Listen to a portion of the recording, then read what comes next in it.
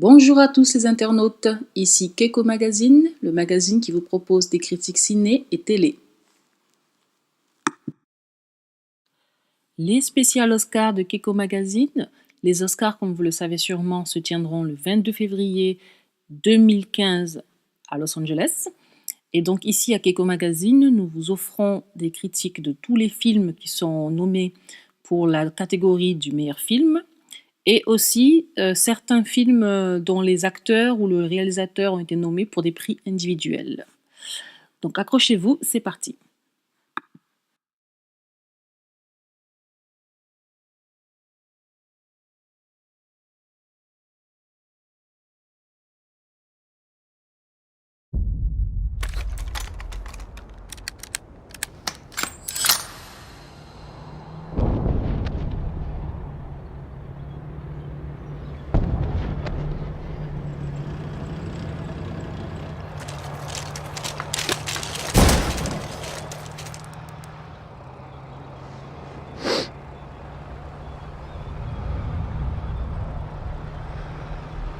I got a military-age male on a cell phone watching the convoy over.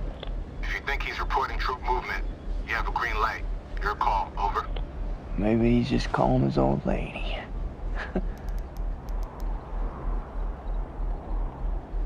He stepped off.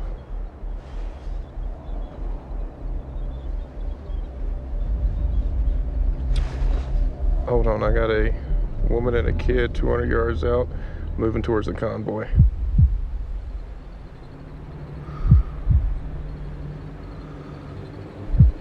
Her arms aren't swinging, she's carrying something.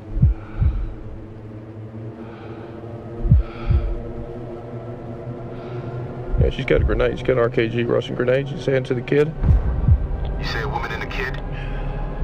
You got eyes on this? Can you confirm? Negative. Your call. They fry you if you're wrong.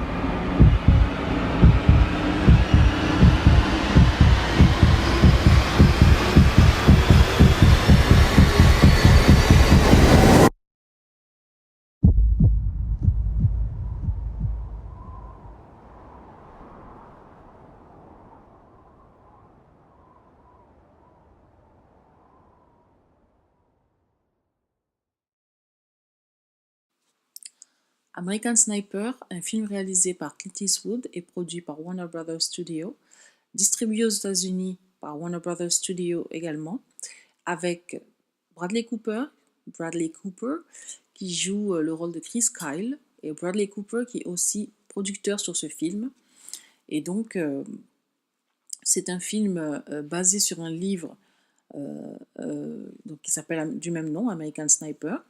L'auteur du livre, Chris Kyle, qui est malheureusement décédé aujourd'hui, est donc le sniper le plus meurtrier de l'histoire des États-Unis. Et il raconte dans ce livre donc comment il a été amené à rejoindre les forces armées et comment est-ce qu'il a dû, pour protéger ses camarades, ses frères d'armes sur le sol, lui perché sur un toit, un sniper perché sur un toit, a dû tuer plus de, je pense, 160 personnes, femmes, enfants, hommes, tout le monde. Donc il a dû tuer beaucoup de personnes pour protéger ses camarades au sol. Et donc c'est le sniper le plus meurtrier de toute l'histoire des États-Unis. Et donc il est survécu par sa femme et par 2 enfants, je pense.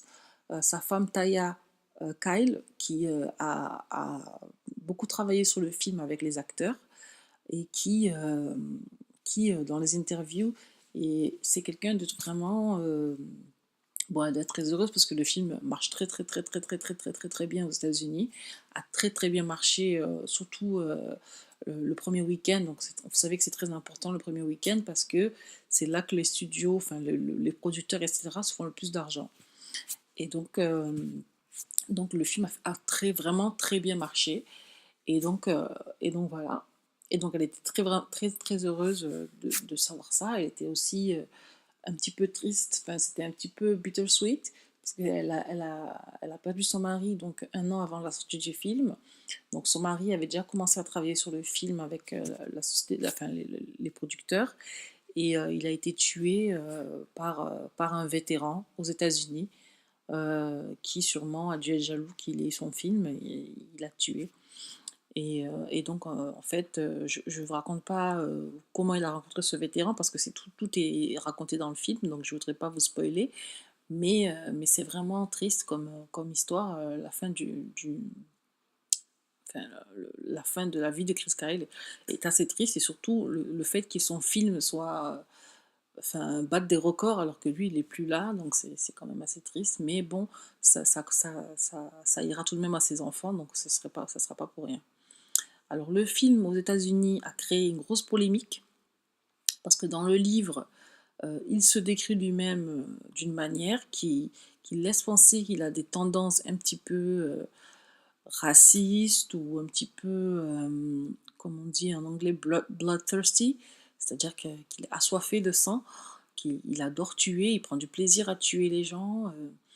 Et donc, il y a ce petit soupçon qui plane un petit peu sur sa vie.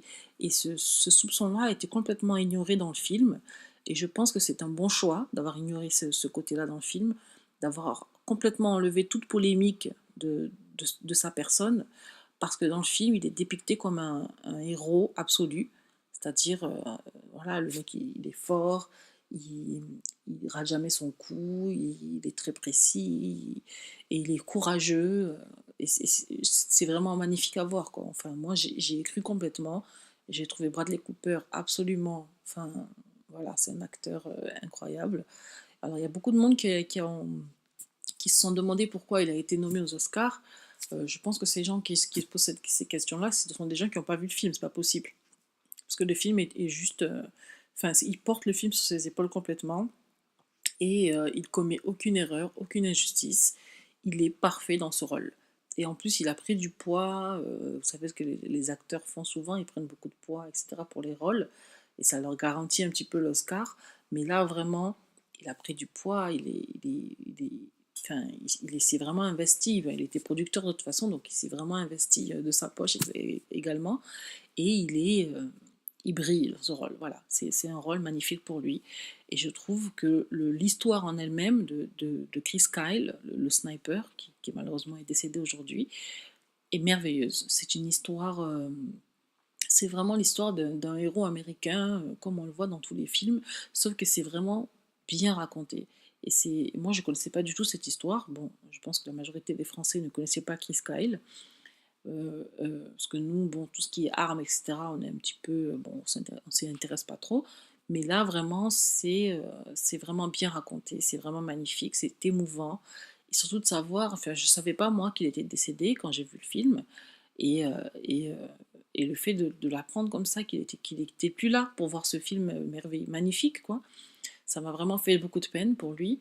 Et bon, après, je me suis un petit peu remise de mes émotions en regardant les interviews de sa femme et de voir qu'elle était heureuse du résultat du film et que vraiment, de voir les chiffres du film aussi, ça m'a fait beaucoup plaisir pour lui et pour sa famille et pour Bradley Cooper.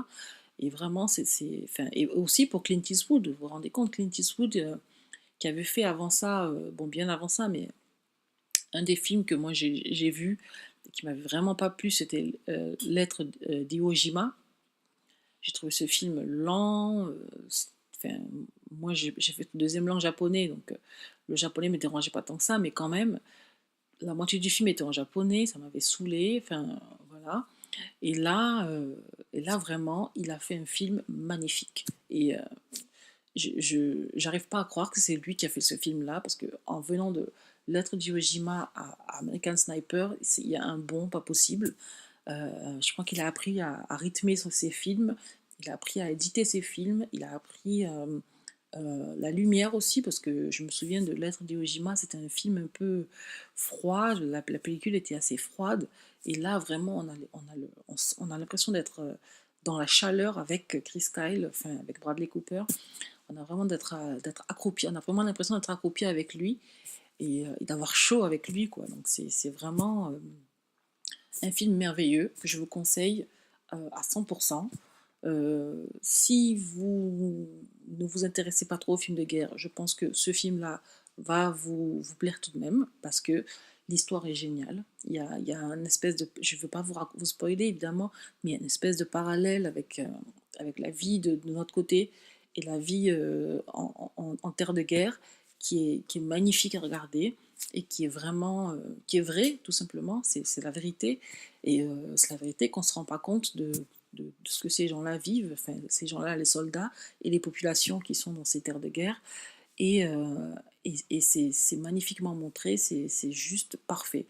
C'est pas trop, ça fait pas trop pleurer, ça fait pas non plus super rire, ça va pas trop loin dans l'émotion, ça montre la vérité et on ressent, on réagit en fonction de sa personnalité.